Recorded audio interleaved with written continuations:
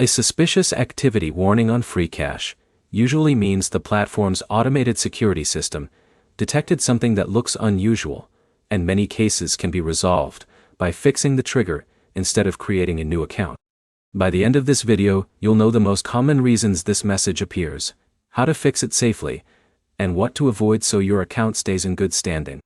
The first thing to do is stop trying repeated logins, withdrawals, or offer completions. Every additional failed attempt can create more security flags. Close the app completely, wait a few minutes, and sign back in. Next, check whether you're using a VPN, proxy, private DNs, or emulator. Freecash relies on security checks to verify users and track offer completion correctly. If you're connected through a VPN or using an Android emulator, disconnect it and use your normal internet connection on a real mobile device or computer. If you've recently switched phones or logged in from several devices or locations in a short period, that can also trigger a review. Use the same device and network you normally use whenever possible. Now, confirm that your account information is accurate. Make sure your email address is verified and complete any identity verification requests shown inside the app. If Freecash asks for verification, finish that process before attempting another withdrawal. Another common cause is completing offers in ways that advertisers don't allow.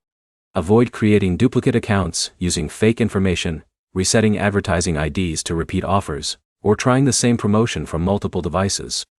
Those actions can trigger both advertiser and platform security systems. If the warning appeared immediately after cashing out, give the account some time. Security reviews can temporarily delay withdrawals while activity is checked. During that period, avoid submitting multiple withdrawal requests. If the warning doesn't disappear after you've removed possible triggers, contact Freecash support from inside your account. Explain when the message started, what device you're using, and include screenshots if possible. Clear details help the support team review your account faster than sending multiple short messages.